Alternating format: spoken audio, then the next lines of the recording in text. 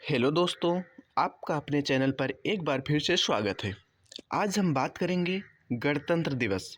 सबसे पहले आपको 76वें गणतंत्र दिवस की हार्दिक शुभकामनाएं।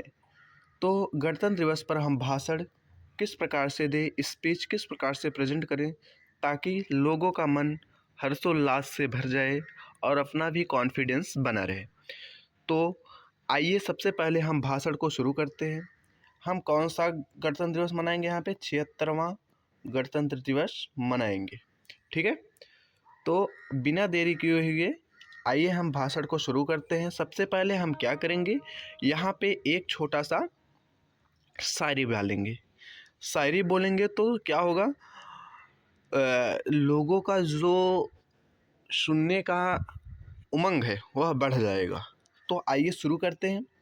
सबसे पहले हम क्या कहेंगे यहाँ पे, आओ गणतंत्र दिवस पर सलामी दे उन्हें, आओ गणतंत्र दिवस पर सलामी देते उन्हें जो इसके असली हकदार हैं, जो इसके असली हकदार हैं।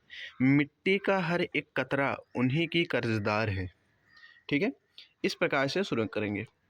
आगे अब हम क्या करेंगे, यहाँ पे शुरुआत संबोधन से करेंगे, यानी कि कौन कौन वहाँ पे आए हैं सबका विशिष्ट महोदय यानी सबका सम्मान करेंगे।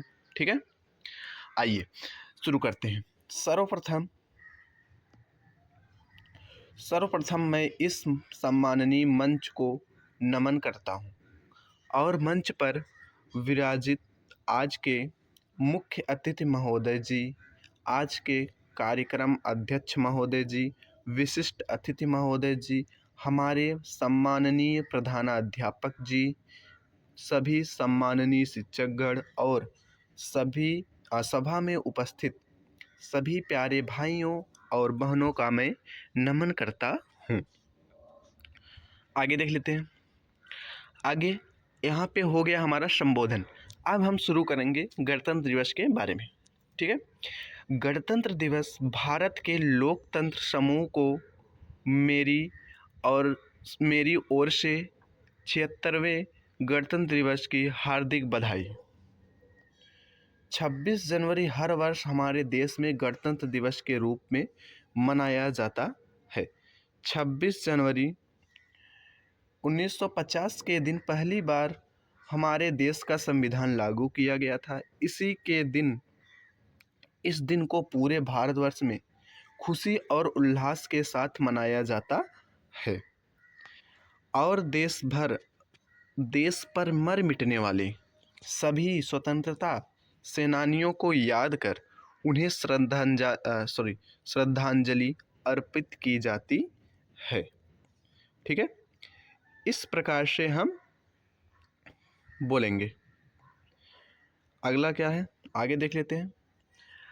आज हम बात कर रहे हैं यशस्वी भारत के उस गौरवशाली संविधान की जिसकी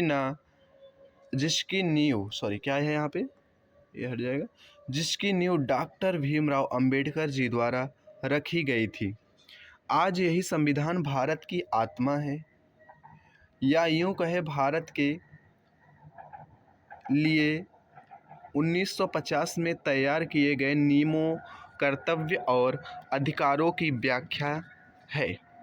इसका पालन देश के प्रथम व्यक्ति अर्थात राष्ट्रपति द्वारा भी किया जाता है। इस संविधान का सम्मान करना और इसे सर्वोपरि रखना हम सभी देशवासियों का मौलिक कर्तव्य है। आगे देख लेते हैं, आगे क्या क्या है। हम इस प्रकार से भाषण को प्रेरित करते जाएंगे, यानी बोलते हुए जाएंगे लाइन टू लाइन। यूं तो हमारा देश विविधताओं का देश है। अनेक धर्म, जाति, संप्रदायों, जनजातियों से मिलकर और एकता के सूत्र में बढ़कर 26 जनवरी को हम भारतीय राष्ट्रीय पर्व के रूप में हर वर्ष मनाते हैं। गर्व महसूस होता है जब हम कहते हैं कि हमारा संविधान विश्व का सबसे लंबा लिखित संविधान है, जिसका निर्माण बाबा साहेब द्वारा 2 वर्ष 11 महीने और 18 दिन में पूर्ण किया गया। 2 वर्ष 11 महीने और 18 दिन में पूर्ण किया गया।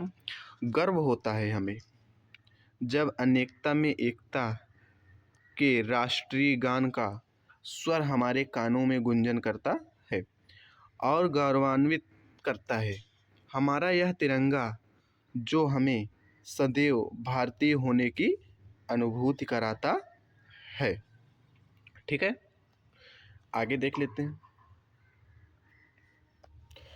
दोस्तों, 26 जनवरी को गणतंत्र दिवस के रूप में हर वर्ष इसलिए मनाया जाता है क्योंकि इसी दिन भारत सरकार अधिनियम एक्ट 1935 को हमारे देश से हटाकर 26 जनवरी 1950 को देश का संविधान लागू करने का दिन चुना गया और यह दिवस हर साल गणतंत्र दिवस के रूप में मनाया जाने लगा। हमें गर्व है कि हम सभी इस गणतंत्र दिवस के निवासी हैं, जिसे सरल शब्दों में प्रजातंत्र, लोकतंत्र, जनतंत्र भी कहा जाता है।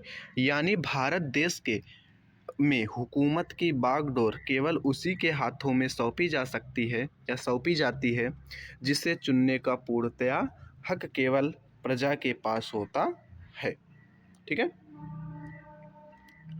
आगे देख लेते हैं। प्रजा का कर्तव्य है कि भारत संविधान में दिए कर्तव्यों का पालन करते हेतु और अपने अधिकारों की रक्षा हेतु वह एक ऐसे प्रतिनिधि का चुनाव करे जो प्रजा हित में निर्णय ले और संविधान में जरूरी संशोधन कर उसे वर्तमान समय के अनुरूप बनाए और सदैव ही देश की सेवा को अपनी प्राथमिकता दे। ठीक है, आप रोक कर लिख सकते हैं इसको, कोई दिक्कत नहीं है। अगला हमारा यानी लास्ट पैराग्राफ हम क्या कहेंगे यहाँ पे।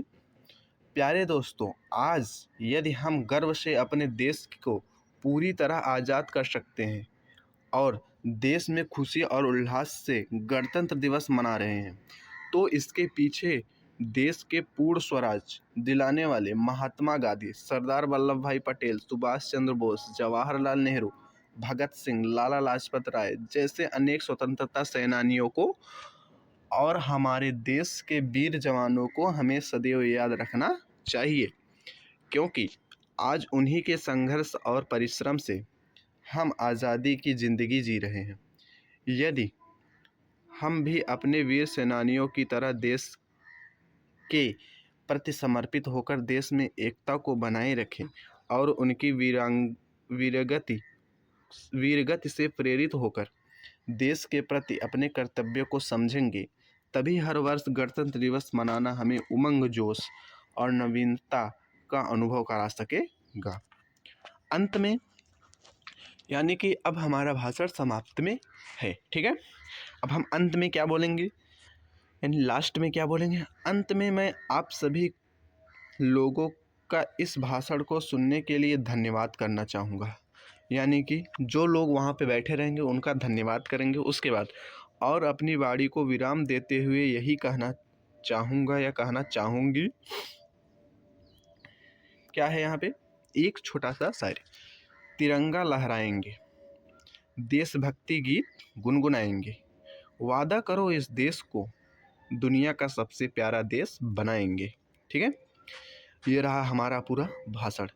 लास्ट का शायरी क्या है, तिरंगा लहराएंगे, देशभक्ति गीत गुनगुनाएंगे, वादा करो इस देश को दुनिया का सबसे प्यारा देश बनाएंगे। जय हिंद, जय भारत। ये रहा हमारा पूरा भाषण। इस प्रकार से यदि आप कहीं पे भी मंच में खड़े होकर इस प्रकार से बोलते हैं तो आपकी बातें लोगों को सुनने में भी अच्छा लगेगा और तालियां भी बजती रहेंगी। ठीक है, तो मिलते हैं नेक्स्ट वीडियो में। जय हिंद, जय भारत, गणतंत्र दिवस की हार्दिक शुभकामनाएं।